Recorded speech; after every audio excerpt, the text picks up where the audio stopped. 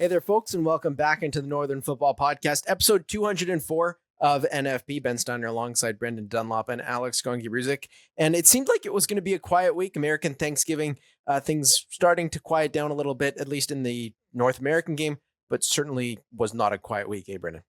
Come on, man. You're not new to this game. Yeah, it never ends. MLS offseason, women's national team camp coming up. There's always something going on. I'd say, the only true quiet period we have is, I'd almost say Christmas, but I remember when the Whitecaps signed Octavio Rivero on Christmas, there's no days off in this sport. Too deep of a cut. Right off the top.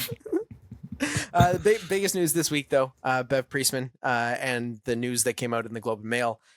Three of their reporters working on that story. It was big news that came out, scathing news in a lot of ways, from an in-depth investigation into Canada Soccer's past drone scandal and culture. If you've not read it, go check it out. But some scathing remarks about Priestman, Jasmine Mander, match night -1 parties going out of hand, and just various elements that I think for people that knew the Canadian soccer space and maybe had connections to some of the coaching staff through various levels of the Canadian game are stuff we've kind of heard rumblings about before, but to see it put out there in a fully investigated report was certainly scathing, albeit maybe not so surprising.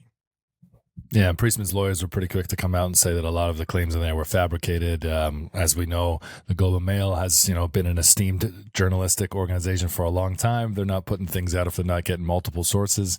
So there's multiple voices that were corroborating those things before they put them to print. But yeah, I think it surprises a lot of people that, given the secrecy that involved the drone gate, that there's far deeper to it, and maybe that explains why Canada Soccer seems so swift and so smooth in their dismissal of Priestman, albeit they had to take some time for the lawyers and the investigation and all that for it to be set. But I don't think anybody really thought that Priestman and her team was going to come back, and now it seems as though there's a whole new kind of can of worms opened up, and we're just beginning a new cycle of scandal. Yeah, this definitely feels like a pretty big story, at least comparatively to the drone stuff. The drone stuff, it's something where you think maybe it's the occasion, the legality of it all, right? Someone getting arrested, and then, of course, being on the Olympic stage, which maybe made it a big story. But you look at this is definitely the bigger story, because ultimately, when a team's culture is put in the balance like that, you look at, just the toxic nature of it, right? Just, when staff are maybe not forced per se, but, there's parties that you don't necessarily want to go to, and you want to maintain a professional environment, that when there's this culture of threatening, this culture of, that sort of behavior, that's the much more worrying element of this all. And I guess that's the plus of the drone scandal, that it opens the door for things like this to be opened up. And I think this really, again, shows how much from the, say Kevin Blue's perspective and the new guard that has come in on that side, you have to be thinking, okay, this was a pretty good stroke of fortune, because you really get a chance to clean house and, unearth a lot of these things that maybe otherwise wouldn't have been unearthed. And then maybe you're talking 5-10 years down the road and think, wow, what if this thing snowballed? Because in a sense it did. The fact that, you look at 5 to 10 years of culture across the youth national teams, women's, men's, maybe, definitely want to be careful, because this is just this case, and specifically that's why I won't even mention John Herdman's name, because whatever's going on with John Herdman is its own thing entirely. But just from this perspective, if this is the tip of this iceberg, you can only imagine where things can go on that regard. Let's just say.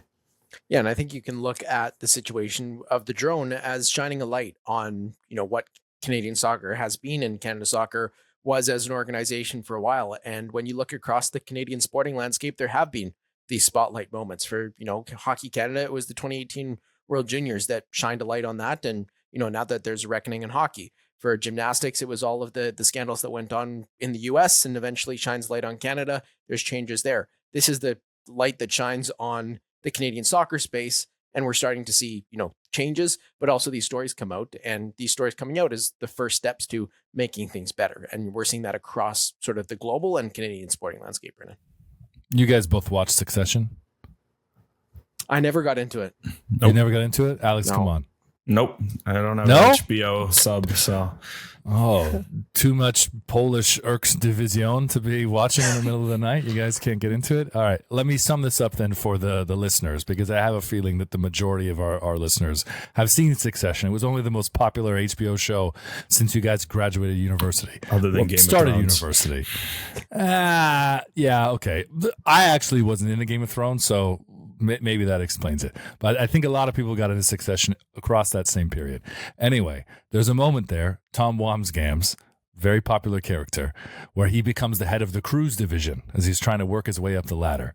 And he thinks he's got an idea. He's married to the daughter of the billionaire.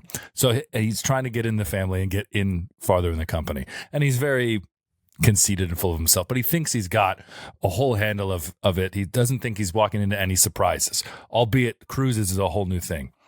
Then he gets smacked with all of this, all the documentation that they literally have to shred. Because like, oh, by the way, there's a lot of these lawsuits and a lot of these real shady things that happen. And I wouldn't compare Kevin Blue to those guys, to that guy, with the exception of, I think he walked into Canada Soccer thinking, okay, this is happening. And then the drone scandal happens. It goes, oh, wait, it's deeper than that? Okay, well, we think we got a handle on it. And then you find out, oh, bullying and sex. And whenever you read those in relation to sports, like, you're definitely in trouble. And you're just opening the door to, a whole new scandal instead of things that, to Ben's point, it's great that it's shined a light on it now, but I feel like we're just getting started on a whole new cycle of questioning and wondering, and we're nowhere near the end of this. Yeah, it does seem like this might be more of a thing that does get into the government realm again. Whereas the drone thing, that was voted down. The NDP wanted that to go forward, but it does seem like this is a lot more serious and something that could make it up to that level within the next, few weeks and few months. And so there's a long way to go in terms of, treating Canada Soccer as an organization that has saved themselves from this situation. Again, you look at Hockey Canada, and it's only, in the last 6 months or so that they've been able to kind of reestablish what they were as an organization. Sponsors have come back on board, and they've been able to kind of rebuild what they were. Canada Soccer never went down as badly as Hockey Canada did, and I don't think it will, but it's going to be a while until we can look at Canada Soccer in a light that is unproblematic or without sort of those tarnishes on it. I would say the reputation's kind of always been low, right? That's the thing with Hockey Canada. It was seen more as like a fall from grace in the sense that, a lot of people are just, because of how hockey is in this country, that people saw this and it was like, oh, wow, like this is going on. Like there was this genuine don't know. Whereas I think in this case, Canada Soccer has always kind of just carried this reputation for different reasons. It's varied from, they're cheap, or, they don't care about this, or, now you add in a scandal like this, like, oh, look at this. This wasn't happening under their watch. But I think that's something where this is why these next few years are going to be crucial for like a Kevin Blue and for Peter Agruso and everyone else there. Is like, with the 2026 World Cup, this sort of, the attention on the organization is only going to amplify. A lot of the reason why, like, the reality is no one just cared about Canada Soccer for the last 10, 20 years, even when bad things were happening. Like, whatever, niche sport, niche organization, who cares? Now people are going to care. So the fact that they're getting ahead of this, it's a big, just imagine this had come out in 2027, 2028, when there's a wave of momentum, things are looking good, and boom, this drops, this takes it down. I think they're still early enough in their cycle that, if handled properly, and so far they're on the right path in terms of like the way they swiftly removed a Bev Priestman and a Jasmine Mander, that the way they went about that shows good signs in terms of what they view for the future. I would argue that if you discover it internally, and let's assume that they did with their own investigation, and that's why they were limited with their release of their findings and took some time to release them publicly, that they would have hoped they would have done it in-house, and that if it did come out in the public, that it would have been 2027, 28 after the World Cup. The Women's World Cup's not in the States.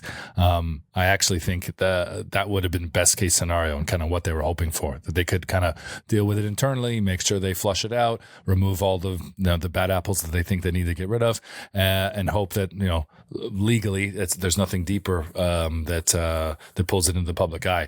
But now I think this could spiral out of control the same way things did at the Olympics in those first few days, when we all thought like, okay, it's just New Zealand, or okay, it's just Bev, and they're like, oh wow, it's way deeper. So we're just getting into it, boys. But they're still playing games as things go on, and the Canadian women's national team is back playing games this week. They take on Iceland on Friday and South Korea on December 3rd. Squad dropped last week. We've got another interim coaching staff. Katie Collar is back as an assistant coach. No Diana Matheson this time around. Cindy Tai takes the head coaching role. And no Andy Spence as well, and that stuck out to some people. Canada Soccer says he was just unavailable for this one, but I find it a little bit hard to believe that he was just unavailable when he's been so consistently available for the women's national team over the last while and since the Olympics and before the Olympics. It seems weird that he's missing, even if he's not officially suspended. Yeah, but it's also, I mean, we'll see. It's maybe this is a good blessing of fortune for Canada in the sense that this is maybe them really starting that fresh era, right? In the sense of like, all right, Bev Priestman is officially out. There's no more in the balance, just a suspension. It's out, right? It's in writing. Maybe this is just also them. Why not go for a fresh start? I think that has to be the plan. That's why we've seen like Katie Collar be heavily involved. And I'm curious to see if she is involved now that we've seen, the Vancouver Rise have gone in another direction with their head coach. I mean, the Vancouver Rise want to keep Katie Collar. Stephanie Lebe made that very clear. But perhaps maybe bringing in a young, promising coach like a Katie Collar could be another sign of how Canada wants to move forward for the long term. Yeah, that's a good point. I had the same reaction that you did, Ben, not seeing Spence involved, because as we had discussed a few months ago, it seemed to me like he really had the room. And I think that if he may not have been considered a candidate in the offices, I thought the players would make a real big case for him. But that might not be possible now, given with what it seems that they're investigating and have yet to maybe fully uncover. So, I don't think we'll see Andy Spence around the program again, which feels unfortunate, because from a coaching perspective and the job that he stepped into in Paris there, that's someone that seemed to really take the bull by the horns and exceed expectations and do quite well given some pretty unprecedented and surreal circumstances. But I'm curious too to see where they go going forward, and I think that Katie Collar would be a good shout now for a permanent candidate. Yeah, I think, Casey Stoney still remains as that sort of dream candidate and the, for lack of a better term, Jesse Marsh equivalent on the women's national team side. But I think Katie Collar gaining this experience through a few of these camps, seeing what Andy Spence, had learned from the likes of Bev Priestman in the better light, not necessarily the spying light and other things that had gone on. But I do think that Katie Collar could certainly be in this conversation. And now that she didn't get the Vancouver Rise job, might actually be in this conversation a little bit more than she was the last time we spoke about this. Well, I'd say conversation as an assistant. I do think if you're this woman's coach? I don't think head coach. And I think, look, I really like Katie Collar, and I think she's going to make a very good head coach down the road. I think if you're Canada, that you're this women's national team, I think this is a good chance to bring in a hire of a certain experience and with a certain fresh perspective. So I think you don't want to use that comparison because it's right there. Like Marsh comes in with an outside perspective, and look how much he's refreshed that program. I think if you're the women's national team, especially that you're coming off this is the Jesse Marsh came in to refresh a program that was just in stagnation on the field. You look at this women's program and what's gone on off the field. I think you're going to have to bring in someone to just from an external perspective to reset the culture. And then from there, that's not even talking about on the field. And I think there's a big place for someone like a Collar on that staff. Let her be around that group. Let her take her time. Because also you don't want to rush her into this role. It's a big job, right? It's a top 10 nation. It's a team that wants to go compete at a World Cup in 3 years. I think this is something if you have Collar around, so maybe it's something in the 2031 cycle you're starting to think about it, 2035. I think for 2027, you need an experienced hire. Vanni Sartini. I wonder if it's no. I'm joking. There's other jobs in Canada I'd rather see Vanni Sartini have, including being Canada Soccer sporting director, as we discussed the possibility of before. It's interesting to hear you say that about the job in general, because I'll be honest, while they are a top 10 team with aspirations of kicking on at a World Cup, their side that you thought maybe could have medaled at this Olympics, were less than actually 4 years removed from winning the Olympics. I don't think this is as appealing a job as it was after they crashed out in 2023. I think they would really struggle to find someone of Jesse Marsh's caliber, and it will take a familiarity with either the program or these players to get someone that you would call a name. I don't mean Emma Hayes level, but someone that you would want to kind of put near that category anyway. That's why I think Casey Stoney would be the best bet, because there is a familiarity with these players. We assume that there's a really good relationship with at least Kaylin Sheridan, who's a massive voice. Those things would really help, but I really don't know if this is as appealing of a job as it was 18 months ago. But also, why not, right? Because it's like the same thing we said with Kevin Blue. He's clearly got some sort of appeal where he brought in a Jesse March, or even at the time you're wondering, would he even consider the job? And you look back at the discussions we were having. So I also would say, from Kevin Blue's perspective, he's shown he's willing to make those calls. Like you've said, he's shown he's willing to, he was going after some pretty big names on that men's national team search. I'd say, why not? And again, the fact that people will look at what Blue's brought, the stability he's brought to the organization. Yeah, that's all plus for sure. I can't, of course, what they're inheriting, they'll be like, okay, it's a big job, but I think they'll also look at what's in front of them and what sort of resources will be available. Think about this for a second. This Canadian team is about to play 2 friendlies in December, and they don't need to play these friendlies. You bet 2 years ago, with all the scandals going on, they wouldn't be playing friendlies this month. So clearly the organization's in a bit of a different stead than it was even just a year or two ago. No, I agree. But I also think that they're on the map globally, for a lot of the wrong reasons that would deter maybe some candidates. And at up until Kevin Blue was hired, the women's job was the better job in this country. And definitively, that's not the case now. Right? Okay, you can argue with Herdman in the last couple of years, but when Herdman left, we were all pretty convinced that there was no way that the program was going to be able to take a massive step forward. I certainly said that, and I'm very happy to have been proven wrong. But I think just externally, I don't think you don't have the list of resumes that you would have even in 23 after crashing out of the World Cup. Yeah, I do think that it's still an attractive job, because I think when you look at Kevin Blue, and just the way that Jesse March has described Kevin Blue as not only a recruiter, but a leader of an organization, this is somebody that can land a big name. And he's going to swing for big names as well. We saw that with the men's national team. As Alex said, he went out and was doing some massive name hunting that I think he'll go out and try that. And I think one of them has got a hit, I think. And whether that's Casey Stoney or not, I think she'd be the equivalent. But I think one of them can hit, given his track record of recruiting so far to the organization. I'd say last point I'd say on this too, just look at it from an external perspective. Okay. You got Kevin Blue, you got an organization that's in the middle of a reset that's clearly benefiting them.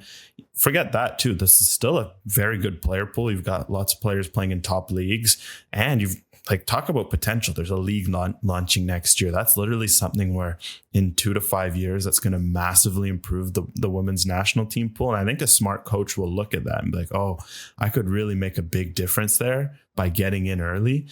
So I'd say don't discount what that could do in terms of attracting a new name, especially a smart, savvy name who wants to work with the domestic league. We also got the full squad this week. Kadisha Buchanan, Chloe Lacasse, Evelyn Vienne, Jade Rose, Sydney Collins, and Quinn all miss out due to injury, while Jordan Heidema misses out for personal reasons. Megan Reed, Jeanette Okeki, Geneva Hernandez-Gray, Claire Solarisi, and Nia Rose are the new names, and Emma Reagan to an extent as well, as she comes back into the team. But a lot of absences to this group, and that's the question from W Soccer CA. A bunch of absences and a few new faces for this window. How are you lining them up against Korea and Iceland, Alex? Yeah, I mean, for what I've said for a while now is that this is, you want to experiment, you want to see some new faces, you want that when this interim comes in, they're able to, maybe have a bit of a wider look already at the profile.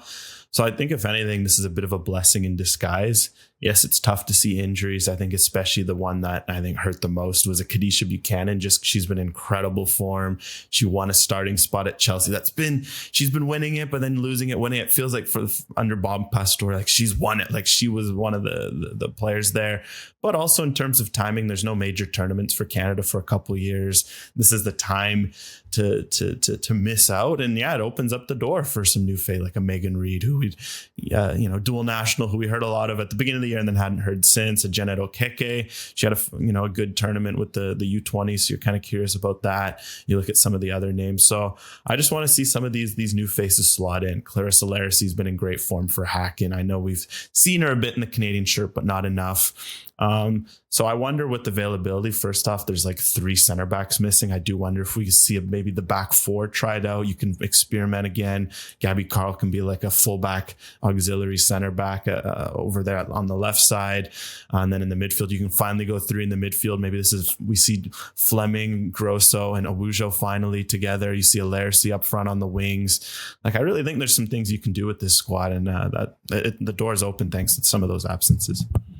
I'm excited to see Awujo after having a half season now in the WSL, and she's been getting some good minutes for Manchester United. So it's a B squad to some extent, and it's a weird time of year. But both of those teams are good tests for them, and they're clearly they're building towards what's next, and there's a lot of uncertainty, but it falls at a good time for those players who are able to be in camp to get that experience, to be together. And, let's be honest, Spain's a pretty good place to go in the middle of, at the beginning of winter.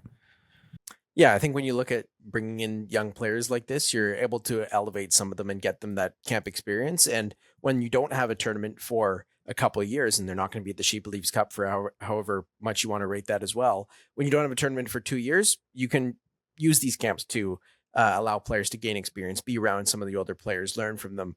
And even though there's not a senior head coach full time, it is a worthwhile opportunity. At the same time, when you have Cindy Tai, who knows a lot of these players from the under 20 level, there's going to be a familiar atmosphere and a familiar approach to the training sessions for these players, so they can get to knowing those sessions with better players as well.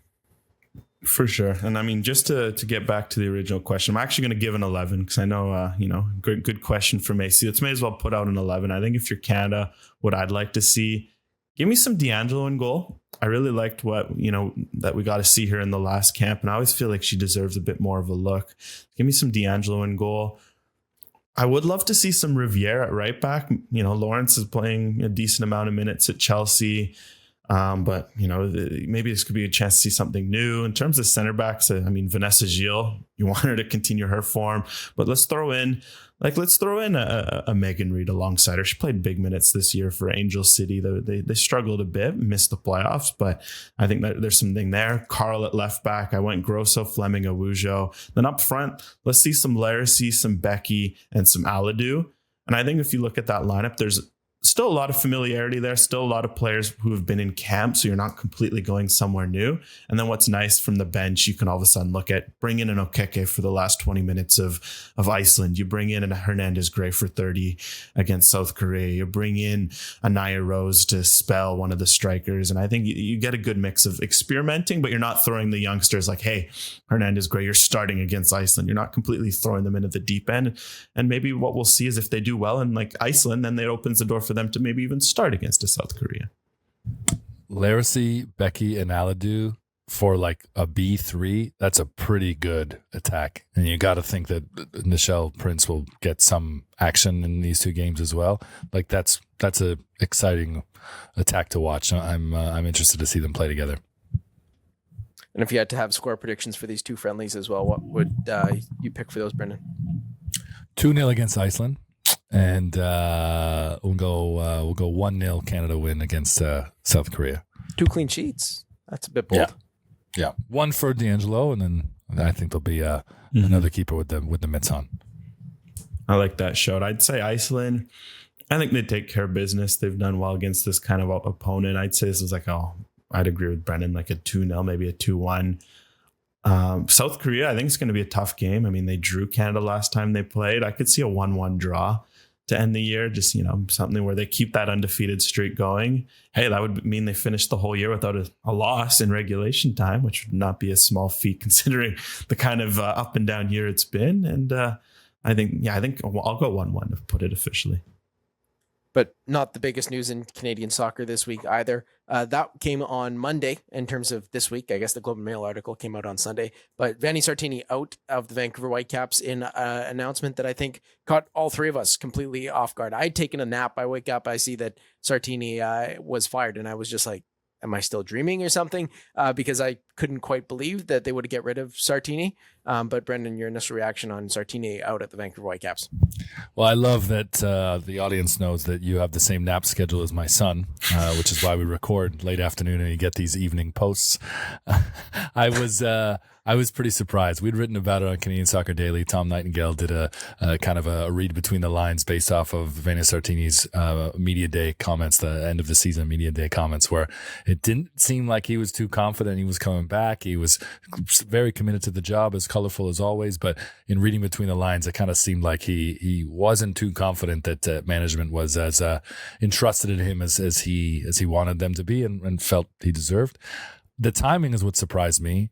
Because it doesn't sound like from Axel Schuster's 55-minute press conference that they have the next guy in mind. Now, maybe he's, hiding his cards and maybe they're having conversations with Jim Curtin or someone big externally or Ricardo Clark internally. Who knows? But I was surprised that they felt Monday morning was the time to do this. Now, while the playoffs are still ongoing, especially with LAFC just getting bounced on the weekend, it did seem funny that without blaming that playoff exit as the reason that he was let go now, that they've made this move now. I don't know.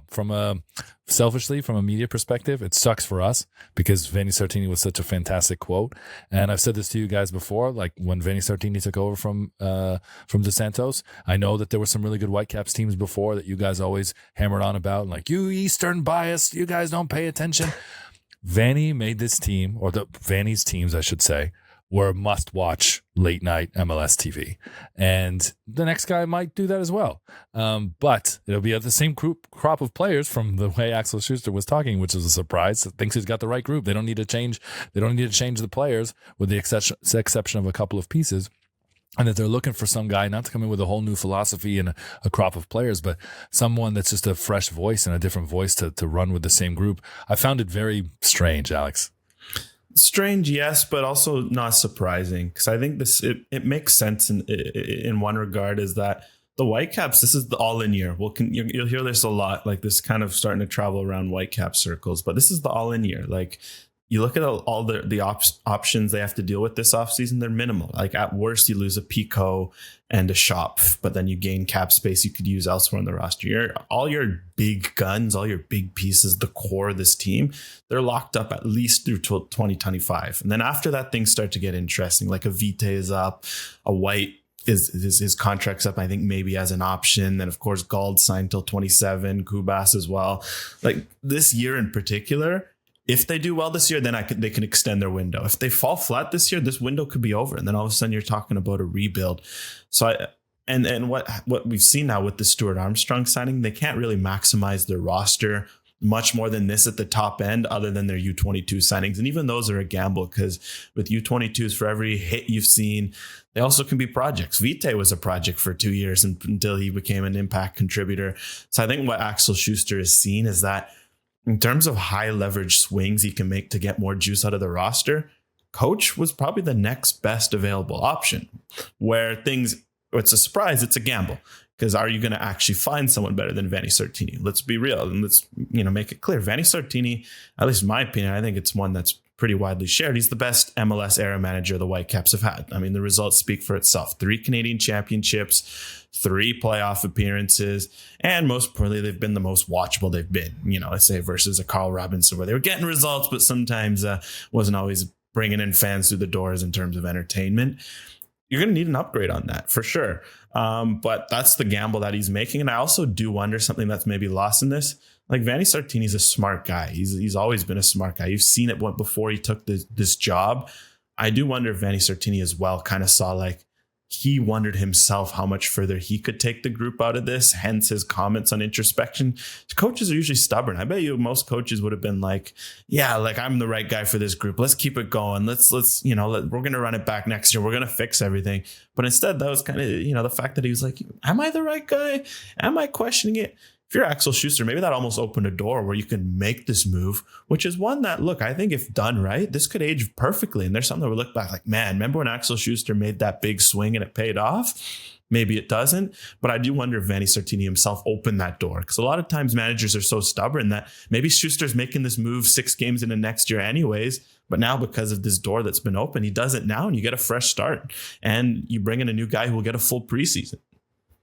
It's a bold choice to make for sure, for both Vanni Sartini opening that door and Axel Schuster to actually, act on that change. But the worrying thing, I think, for the Whitecaps is there's a lot of players that elevated themselves within Sartini's system. I think of a Brian White that became one of the best strikers in MLS. His form was down to the system that he played in, down to, the Batman and Robin, as much as Sartini doesn't want that to be the name for Ryan Gauld and Brian White. Wild to use that reference on the day he's sacked. Come on, do it for Vanni. Get it out. Well, for Brian White, I don't think he finds success under another manager. He seems like a guy that if Sartini gets another job, Brian White's his guy. Like, he's going to get Brian White and he's bringing him to that next team, almost like, we saw, not quite to the same extent with, Carl Robinson and Avid, but he had his guys and he brought them in, and every coach has their guys that they bring in. Brian White is a Sartini player. He was only as good as Sartini was tactically in the way that Sartini adapted. And I think that there's several players like that. And the concerning thing with the Whitecaps now is you have these couple options. An important player like Fafa Picault, the MLS roster decision deadline to pick up options for next year is tomorrow. The Whitecaps don't have a coach. Axel Schuster, sure, he makes the roster decisions, but Picault is a very specific player that can only fit a certain number of systems. And Sartini allowed him to have the best career year, at least in terms of assists, and matches career high in goals. So are you picking up the option on a guy like Picault because he didn't force his hand by hitting the goal mark that would have forced their hand on that? Like, it just leaves them a bit lost in what's going to be a very important few weeks. So, like, if the Whitecaps don't hire a coach in the next 2-3 weeks, then you're looking at starting to look at January without a coach, without a vision. You've built this team. How many coaches are going to want to come into a team that they don't have really any say on? Like, it puts them in a tough position if Schuster's to be believed that he hasn't actually started this coaching search until yesterday. That's what I found interesting. You made so many good points to kind of jump off of what we've said previously. And that's why I said earlier, I think Ricardo Clark might be the number one candidate here, because it seems as though he wants someone to just come in with a fresh voice and reinvigorate like really what's there. There's not a lot of guys, mind you, unless they buy into what Alex has said. Well, like, they're in win mode now and truly believes this squad doesn't need much other than a new voice. I'm happy to bring it. And maybe that's like an older manager. I wouldn't say like a Bruce Arena or like that type, but maybe it's someone that isn't looking to have as much hands-on and just wants the opportunity to work with a really skilled group. I think with Fafa Picault, you pick up his option regardless, because that's such a tradable asset. I think that's a high-value tradable asset, assuming he's performing anywhere near the level that he was this season, next season. He'd be very appealing. In the same way that, a couple of years ago, Latif Blessing was absolutely, a tradable piece that you took a flyer and a gamble on. And sure, it didn't work in Toronto, but the trade made sense. Derek Etienne Jr. this year, the trade made sense.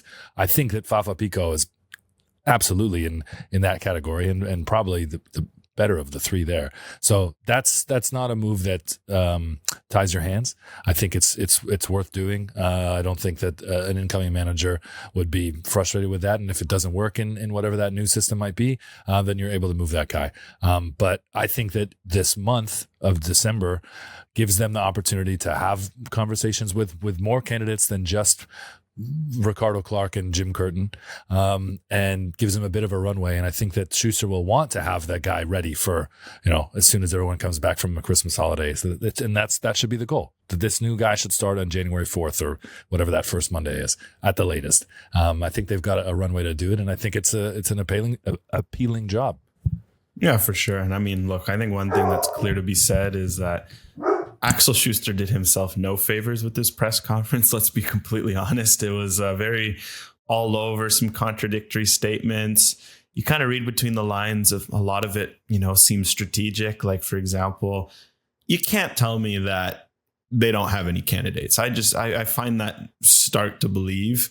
And I think that's something where maybe it's out of respect to Vanni Sartini. You have to think that's the case with like, oh, we weren't even thinking about firing. We didn't have like, surely. And I think the Whitecaps recruitment over the last few years has led you to indicate. But I think that's why with this is I almost kind of throw Schuster's comments in the back just because you kind of have to go with what you know. And I think people are surprised about what he said about, oh, this new coach has to come in and adapt to the roster.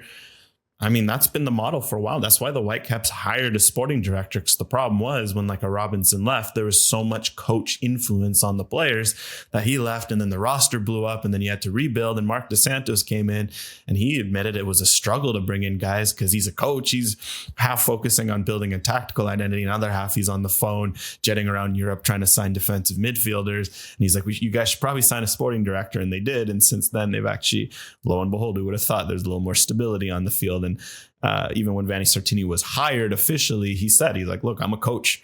I don't do recruitment. Yes, Axel Schuster will call me and be like, do you like this guy? And I'll give him some feedback and, I'll tell him, okay, I really don't like this guy. Don't sign the guy. But other than that, he's not sitting there vetoing guys, picking guys out. And that's, a lot of the model we start to see now. It's sporting director, coach. And I think for the you see with like a Brighton, right? Where Brighton, okay, De Zerbi moves on. All right, you got the next guy up. You go get the young up and comer in the Bundesliga, and boom, Brighton are still a top team this year. And I think the Whitecaps are shooting for that. And I think for what it's worth, I mean, yes, they're going to probably bring in an experienced coach. That's why I'd rule out a Ricardo Clark. I really like Clark, and I think maybe down the road he could be a guy. This team's in win now mode. I don't think you're bringing in a guy who's not ready for that. That's why I think we can dive into some candidates. I think they would go maybe more towards the experience side.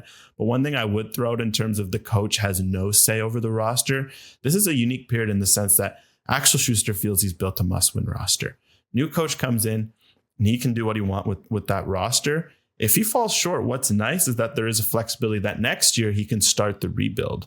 And maybe you're already at one step ahead because you already have a year of that coach. He already can identify which guys he feels is a system. So I wouldn't say that this coach is going to be completely tied. Maybe just for this year. But this is a win now year where Axel Schuster has made a bet with this roster. We'll have to see if that bet's worth any money. The Mark DeSantos effect, because I was thinking about this. Now that they have a team built and he can just coach, and I think that Axel and I think the team liked the way that he coached with what he had to work with. This is a much better team than when Mark DeSantos left. Like, could he be someone that they bring back? But no. Not a chance. No. But here it is. This is the effect. Okay, ready? Yeah. Steve Cherundolo leaves LAFC. DeSantos moves up to take that head coaching job, and Cherundolo comes into Vancouver. I wouldn't mind that. Alex seems vehemently against it. I wouldn't mind Cherundolo did not. His roster. Yes, they won MLS Cup in 22, and he did well in that first year bounce or whatever it was under the coach after Bob Bradley left. Second year bounce, I guess it was. But no, I think he did not get a lot out of those LAFC rosters. That's personal opinion. Yeah, I think LAFC could have done better considering the club that they are and the money that they play with in the realm of MLS that they're playing in. They're playing, in the same realm as the Inter Miamis of the world for a lot of it. But I do think that that's a coach that could fit the Whitecaps. And I've got a couple other, MLS names on my list that I think could be intriguing to the Whitecaps as well. Maybe not entirely as exciting as a guy like Jim Curtin. But we got a couple of questions on, just future coaching hires from Oz Sweeney and Stormball, both saying that they thought Vanni did a good job and engaged the market. And but there are other options. For me, Jim Curtin, top of the list. You got to make that call. You got to try and make that work. His family's in Georgia, and he probably wants to stay south of the border. So I would imagine that is maybe a step too far. And I don't know how attractive the Whitecaps are after that press conference, saying and more attractive than Atlanta to him. I don't think so. No, I do think he goes to Atlanta. If Atlanta had beaten or had gotten through had beaten Orlando and gotten through to the next round, then maybe you're looking at them keeping their interim in Rob Valentino, and then Jim Curtin can be another look. But it seems like it's a match made in heaven for Atlanta and Jim Curtin. Other names that I have on my list: Carlo Ancelotti. Make the call. Why not? He's been to a Whitecaps game before. Like, go through the motion. Bobby and Tommy from the CPL, Curtin, Nick Cushing, and Bradley Carnell. Cushing was just let go from New York City FC. They, of course, made the conference semifinals. Bradley Carnell was let go of St. Louis City. They didn't look great. but I think that could be a move. He has some MLS experience, which Schuster said it wasn't required, but it would be nice. And then one that I think they're a month too late on is Pamo Duka. Seems ready for a head coaching position, had success at Pacific, has had success in the States, but he just got hired by Phoenix Rising, and he's not going to leave that contract. I don't think he's back in a head coaching role, but I think that that's the coach that at some point coaches the Whitecaps. And I think now it could have been a great time. It's just the timing doesn't work out. Interesting.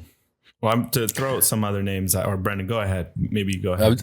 Just quick thing on timing, because I've been thinking about this a lot as well. How if the Whitecaps didn't win the Canadian Championship in 23, I forget where they finished in the regular season, but we all knew that they would lose to LAFC in the first round last year, right? I'm remembering this timeline correctly. If they didn't win the Canadian Championship and Vanni was let go last year, how John Herdman takes that job, which I think is the club job John Herdman really wanted. And, he lived in Vancouver. Well, he still lives in Vancouver. His family still lives in Vancouver. That's home to him in Canada. That's the club job that he dreamed about. And, they were in a great cycle with Vanni that looked like it wasn't going to change anytime soon. Toronto FC was a very appealing job. He took that job. Remove Dronegate, and right now, after missing the playoffs and the season that TFC had, the struggles, I think John Herdman's knocking on that door, be like, hey, that's where I feel like I should have been. Do you think we can make that happen? That's obviously not gonna happen now, but just like the timing of things is insane. The fact that we're talking about, man, would Sartini be a fit in Toronto if they do move on from John Herdman, as we're increasingly speculating that will have to happen for MLSE? That would be wild. And this podcast would be so damn good with you and I living in Toronto if Vanni Sartini was here. Just saying. If that's the way the wind blows for Herdman, Sartini in Toronto would be my shout for sure. I can just picture Sartini's first press conference with Toronto media, and they'll have heard things. Toronto media will show up. The news people show up for a new coach. It'll be, Keith Pelly would be there. Sartini's first press conference to a Toronto sports media scene that in many ways is quite jaded would be must-watch viewing. Vanni Sartini anywhere. I'm curious to see what his future is. Not to get too sidetracked. He can, you kind of wonder if he's going to go back into the admin side of the game, if he's going to, continue coaching. Will he stay in North America? He's not the biggest fan of the United States, so that kind of limits the jobs. Maybe he goes back to Italy and gets some calcio back going on. We'll see about that. But in terms of candidates here, in terms of one Ben threw out, there's some good ones. I think Jim Curtin, in terms of MLS experience, he seems to be the one that ticks the most boxes.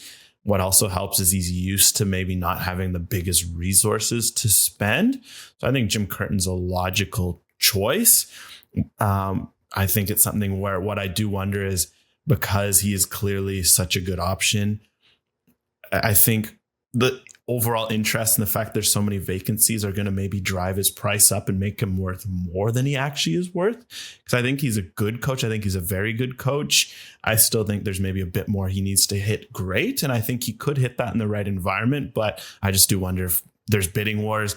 At that point, let him become that great coach with Atlanta in that case. Another one, of course, I would say is just because I think he deserves a look at an MLS level. I would be fully on board with the Bobby Smear notice.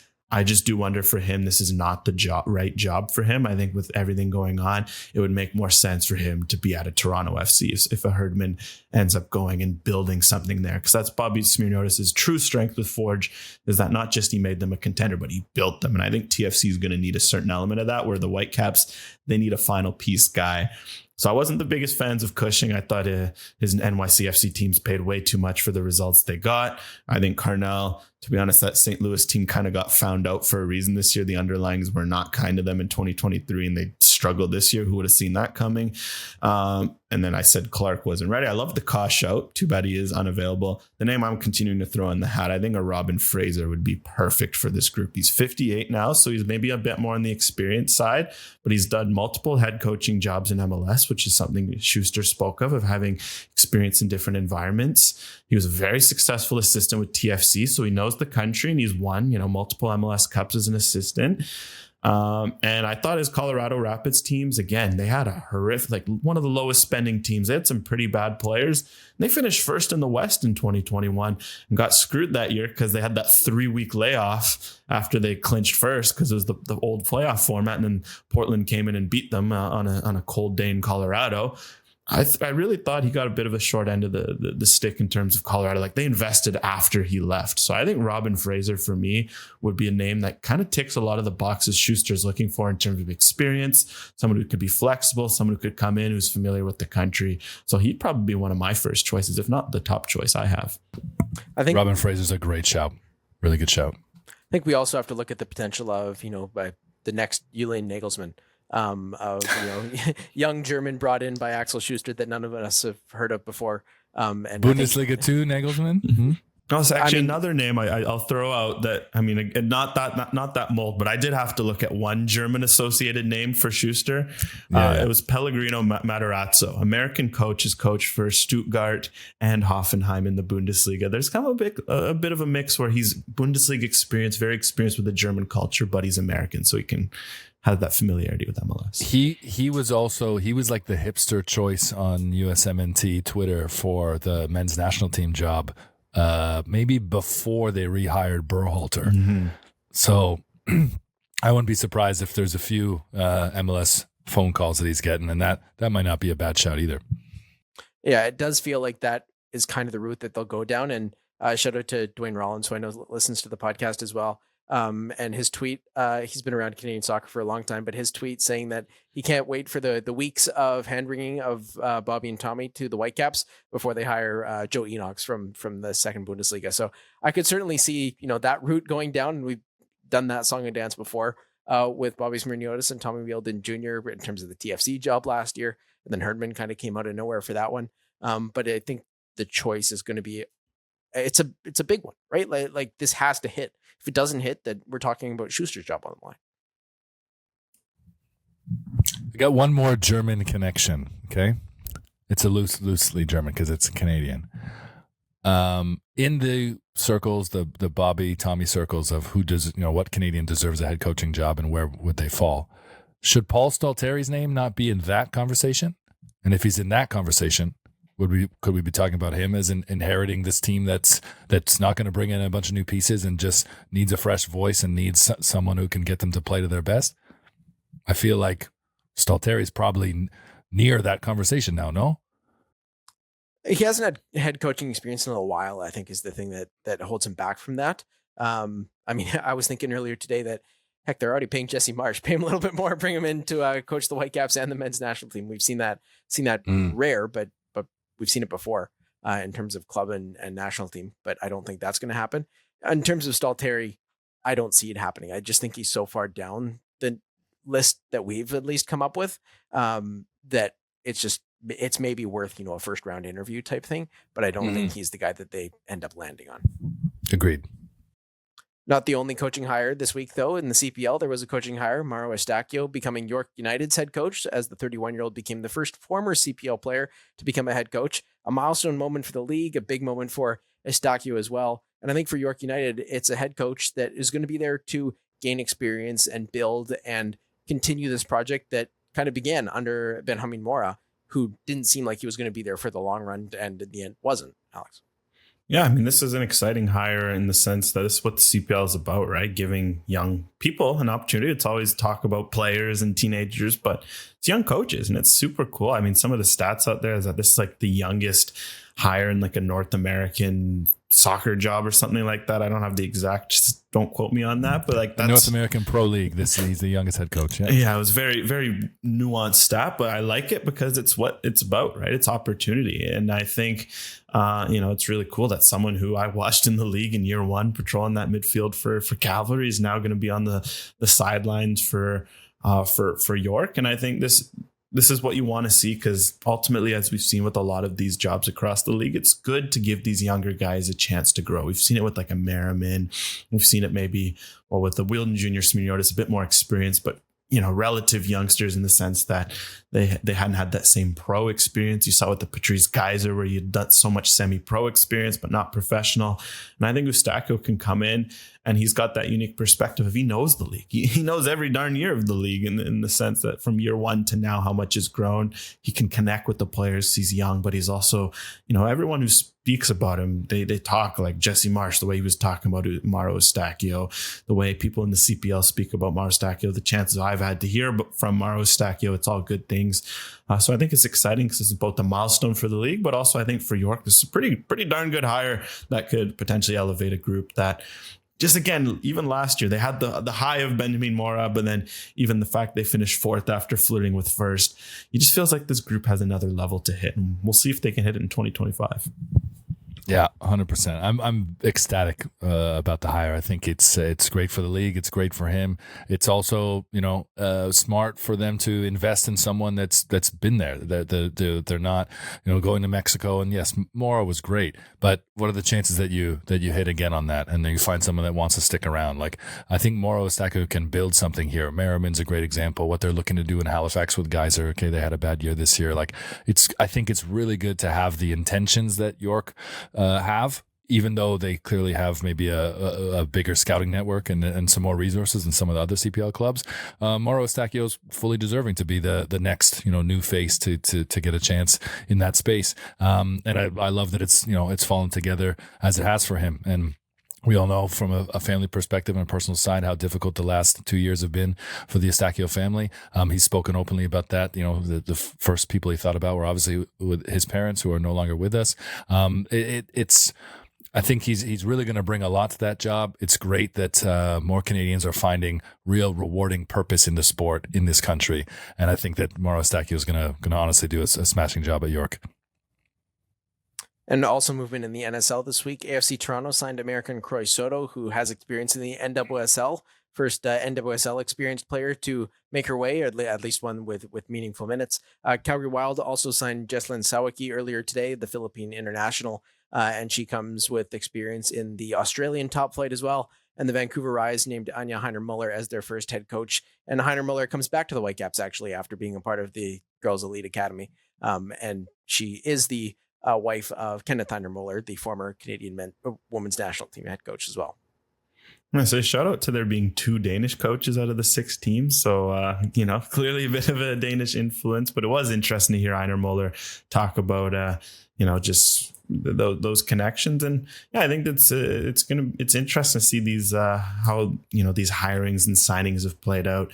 It definitely does feel, though, at first glance that Vancouver, Montreal, that Toronto are going to have a bit of an edge in terms of the year one, especially Montreal. Like the signings and what they've been doing behind the scenes, you can't help but tip your hat in terms of what they're doing.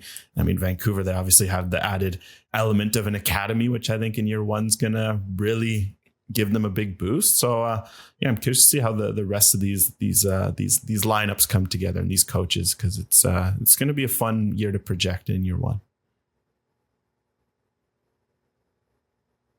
And quickly into our Canadians Abroad section as well. For a full roundup on the latest on the Canadians Abroad, check out the Canucks Abroad Twitter, and I think they're on Blue Skies now as well. Tajon Buchanan made his first appearance for Inter Milan in 2024-25, coming off the bench for a short cameo in a drubbing of Hellas Verona. And Alex, how did Tajon look in at least a few minutes back in Serie A? Yeah, he looked good. I was really excited just to see him back on the field. And what excited me most is that there was zero fear. I mean, you saw with Canada, right? Maybe this is something where Buchanan's clearly got that mental edge. He's always had that as a player, that like he can break games open. And I love that. All right, you haven't played in 4 months. You're on this terrible pitch in Suriname. And he's like, give me the ball. I want to go dribble at guys. And you saw this in Serie A. He was playing as a right back in a back four.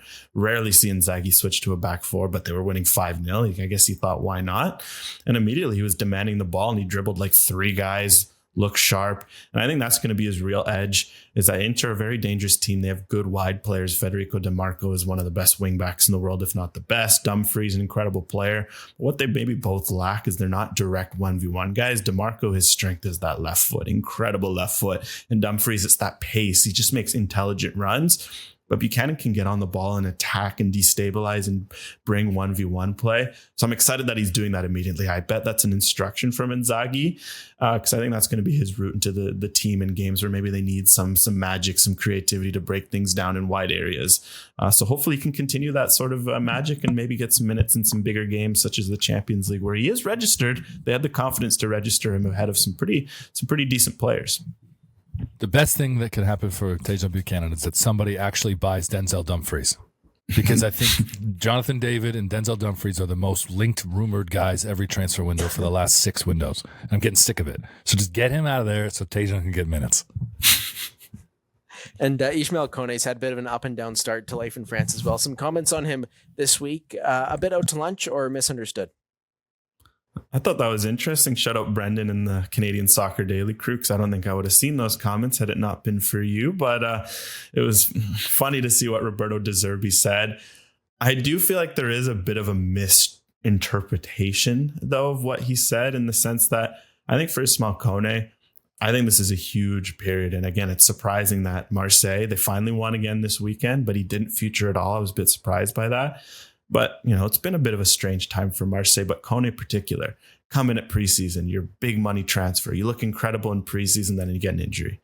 And then you miss Canada camp. And then you come back and you start to find your feet. You have a good first game back, and then you get another injury and you miss Canada camp. I wonder from De Zerbi if he was kind of just pushing Kone to be like, look, you've had a lot of adversity. You've come into a competitive team. You've had injuries. We know you're good.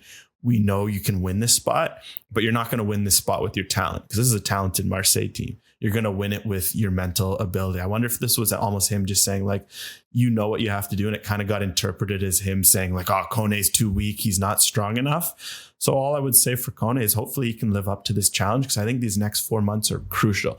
There's no international breaks, no distractions in that regard. It's Marseille and it's Liga and Coupe de France for the next 4 months. You're going to get your shot. Make the most of it, keep it, and then head into March in good form. Because I think for the last 3 to 4 months, for various reasons, he hasn't done that, and that's impacted his ability to really settle at his new club. It's very easy for me as an NFP dad to look at ages and age gap and say, oh, Gen Z and this type of player, and look at the experience that they've been through, their life experience. But in seeing those De Zerbi comments, which really surprised me, I thought about a lot of the comments that Jesse Marsh was making about Kone during Copa America, and he praised his skill, his mindset, his ability to read the game, his athleticism, all of these attributes that De Zerbi has also said about Ismail Kone. And the one thing that Marsh kept saying was he's really hard on himself. And he wished that he wouldn't, pick himself apart for all the mistakes, and that he was insinuating that the mental game is something that he really needs to work on, because it's not in line with his physical game. And I think that De Zerbi sees that, and it's different at club level in general. It's different at that level now that he's in Liga. And I do think it was meant to be a motivator as opposed to the harsh critique that it reads when you see it translated to English. But I do find it interesting that, Kone's got those comments now at this point in his, still an early start to that transition. But what we hear from Marsh and from De Zerbi there is that this is an exceptional talent that they both believe really can be elite. But it's understanding and maybe being kinder to himself when he's not performing at these elite levels, that he's still developing and he's still learning. Yeah, I mean, on the back end of that generational comment as well, Brendan, you've said that I can be too hard on myself sometimes as well. So I can kind of see that translating at least even into our situation here on NFP and some of the work that I've done with you on Canadian Soccer Daily as well. But Gabriel Carl had a cameo off the bench for the Washington Spirit as they fell 1-0 to the Orlando Pride in the NWSL Championship, Orlando becoming the first team from Orlando to win a title in any pro sport at the top tier. Could Carl have started perhaps in that one? I would have started in the second round, right? Not in the semis though. So she started in the first round against Bay, then didn't start in the semis, and then coaches do that thing where they don't switch the lineup heading into a final, and she didn't start. Right. But no, I was surprised, because I mean, you always wonder whoever doesn't start in the semis. But to be fair, against Gotham, they could get away with not starting her, because Gotham is more like midfield and 9 heavy versus out wide. Whereas you look at Orlando, like, I mean, there's Banda, but they're just so dangerous in 1v1 situations. And for me, Carl, every time I watched her this year with Washington, she's incredible 1v1. I remember I watched a game about 2 months ago where she just absolutely went toe to toe with Mallory Swanson and didn't give an inch. It was an incredible battle. I would have thought that could have helped against the Bandit, because what happens in this final? Washington dominates. Washington outplay Orlando. Orlando hit on the counter, 1v1 moment. You know, Banda hits the chop, cuts inside, scores, and that's the final 1-0 win. And you do wonder if Carl's on the pitch, if her defending maybe helps disrupt that shot, help slow that down. Because even when she came on, she went right at Banda. Like, Carl got subbed in, Banda was on the left wing. Carl hit Banda with 2 like pretty heavy tackles, immediately started to get 1v1, and you know, Banda was starting to get frustrated. I do wonder if Washington could have used that from the start, but it's too bad, because this was a great year for Carl, breakout year, and in my opinion, and hopefully next year she, you know, should Washington get back to another final, which I think they could with how good they were this year, that hopefully she does start next year, because they missed her. Good for Marta to finally win an NWSL title, and I just love when star players get on podiums and drop F-bombs. It's also great. Certainly was an entertaining final, even though it was just 1-0, and still lots to happen in North American soccer that hasn't changed its schedule yet. But I've been coming around to this idea of a schedule change, having been watching the MLS Cup playoffs. But I think that's all we've got for episode 204 of the Northern Football Podcast. For Alex and Brendan, I've been Ben. Make sure to subscribe to Northern Football on any podcast platform. We're also on Instagram, Blue Sky, and Twitter, or X. And you can catch our full video episodes as well as some excerpts on the 90th minute on YouTube as well. Thanks so much for tuning in, and we'll be back next time.